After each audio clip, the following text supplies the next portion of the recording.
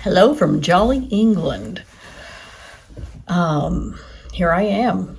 I'm at a different location because it's day 8 of my trip. I'm going to tell you today about my journey from the US flying to England. And just very briefly, everything I'm just going to touch on will be a quick overview. And then I'll talk about my 3 days in London. So,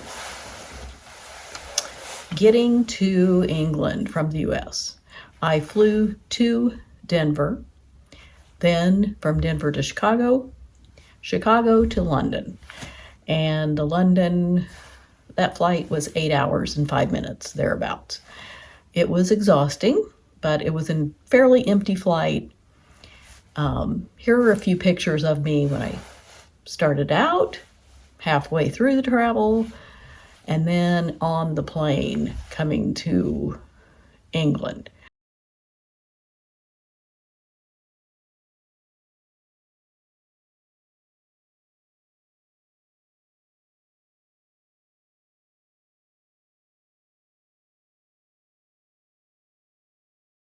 I was tired and I might have dozed a little bit, but I don't sleep well generally, so sleeping on a plane is pretty much not going to happen for me. And this picture just shows that. Ick. So I got to London the next day about noon London time, which meant it was probably 5 or 6 a.m. my time. When I got to London, I took a bus from the airport, from Heathrow, to my hotel. I was lucky enough to get someone to print out at the bus counter the directions, the bus number I needed and how to get there, what bus stop to get off of. And that worked out okay, because any kind of new thing for me is a little tricky, but it worked. It was £3 for the bus ride, and that's about $4 US. So here's just a quick picture of the London bus and tube, underground, subway, whatever you want to call it, map. And this is why I never really got the hang of it. It's a lot. It's just, once I used it a few times, it made a little more sense. But it was interesting. And I took the wrong bus and subway, at least twice. One each, I think. And it's okay. You just backtrack and fix it. Here's a picture of me at a bus stop. And it was cold and gray, just like what you hear London or England is going to be like. It did not disappoint, but it was cold. And I'm wearing my jacket inside because it's cold here. Here are a few pictures. Here's me in Chinatown in London. And I went into a shop, not a store, but a shop, and took a few pictures of some food for sale that I don't see these in the US. They may be there somewhere, but I've never seen them. Pork pie, British butter. It was stuff that's normal for here. And here's a photo of a sign that was on the side of a building for Charing Cross Road. I had watched the movie 84 Charing Cross Road. I think it's a 1987 movie, and it was very enjoyable, so it was neat to see this sign. I walked around the first day, saw Chinatown, saw the Charing Cross Road sign, went into a little kind of souvenir shop and bought a few magnets and postcards to get in out of the rain, mostly because it started raining, and it was cold and rainy and wet and damp. They call it damp here, and I can see why. It just feels chilly to the bone.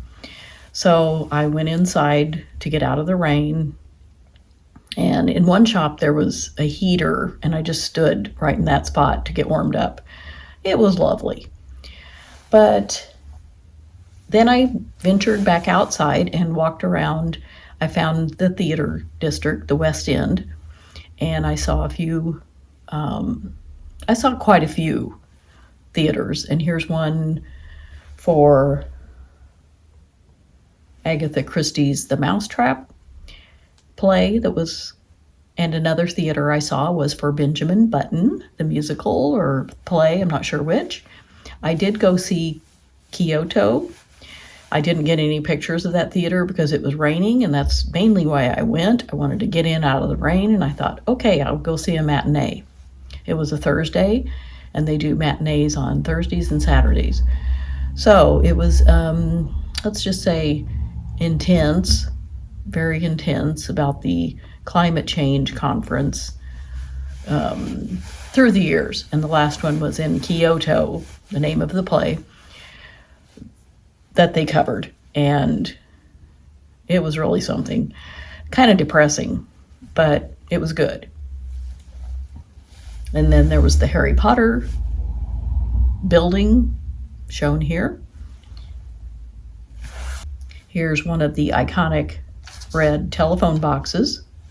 So that was day one. Now for day two in London. I got up fairly early. I mean, I slept okay. So I thought I'm going to go back into London, and I had read up on different things to see and do, and there was just too many things. It was impossible. I was only going to spend 3 days in London, 3 nights. So I decided to try to make it to the changing of the guards at Buckingham Palace.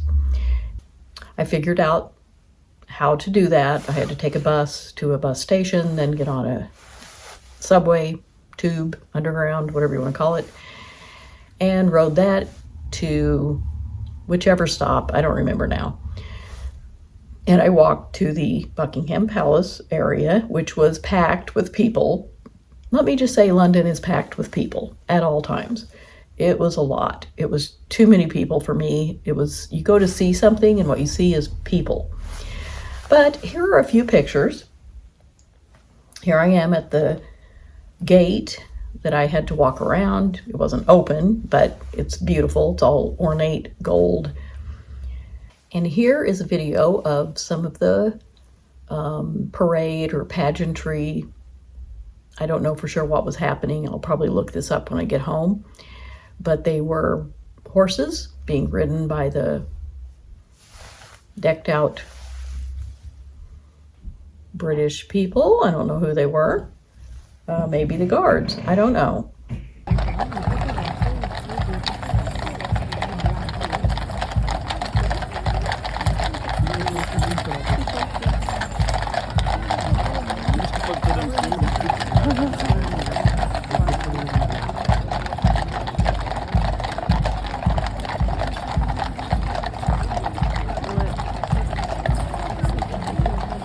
Bah oui. Ah, t'en as vu un? Ah oui. Next, I decided that behind the gates at the front of the palace, it was just too busy. I wasn't going to try to get close because I think you'd probably have to get there at 5 or 6 in the morning, and it started around 10:30. And I got there right at 10:30, and it hadn't started yet, but it was packed. So I left because it was, you couldn't see anything. I'm short. There were lots of people. I felt lucky to be able to see anything. But I walked toward Hyde Park because I've heard that's beautiful. And it was. I walked through a path from Buckingham Palace, and on the ground was a sign, little in the ground, Jubilee Greenway. And then the area between Buckingham Palace and Hyde Park was Green Park, evidently. And here are some pictures of some gates and beautiful ornate designs. In Hyde Park, it was, March, so there were daffodils and different flowers, a rose garden, this statue, and some buildings. And on the ground was a circular plaque on the side, in the sidewalk, the Diana, Princess of Wales Walk, it read. All along the lake were ducks and swans I think I stopped and got something to eat because it was noon or 1, and so I think I got a bowl of soup because I was cold. It was cold the whole time. Never got out of the 40s, I would say, and it only rained. I think it only rained the first day, so this is day 2 that I'm talking about, but it was still cold and wet and just felt really freezy. So I rode the tube to the area where the House of Parliament and Big Ben are, the River Thames and the London Eye. There are some pictures of these iconic London landmarks.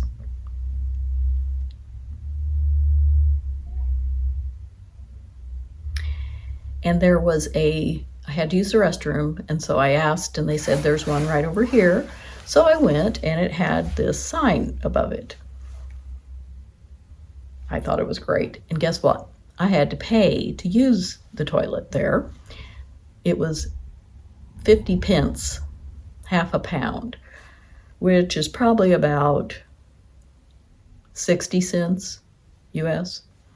So that was interesting. You just tap your card everywhere to ride the train, to ride the subway train, the bus, to buy anything. I didn't get cash, like British money, pounds. I think one place said cash only, so I just went somewhere else because everybody takes the card. And to end things on day 2, here's a slow-mo video of the House of Parliament. I don't know, I guess I hit the slow-mo button, but it's, I was standing on the bridge over the River Thames, and it is a very huge, impressive building.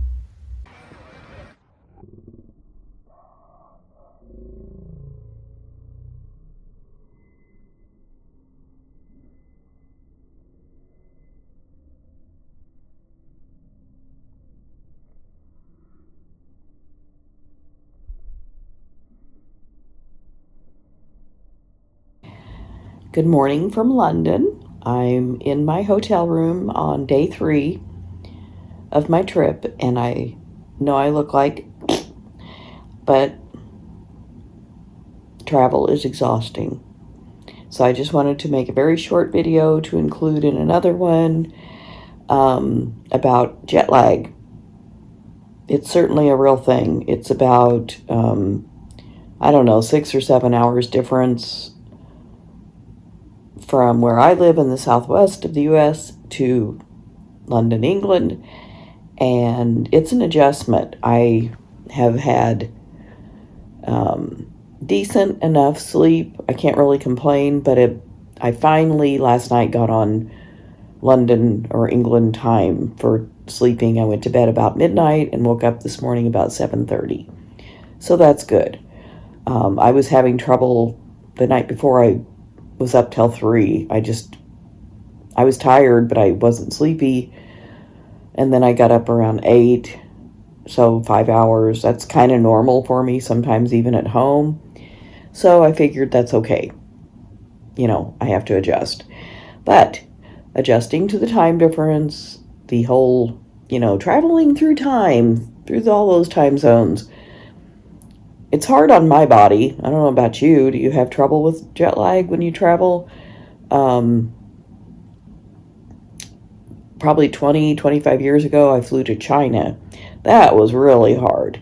So this one, that was, I don't know how many time zones from where I was living, but this one is not as bad, and I'm really grateful that, I feel like I've finally adjusted, but my body is sort of, excuse me, when I breathe, it's just kind of an ache, it's like, oh, come on, you need some more rest.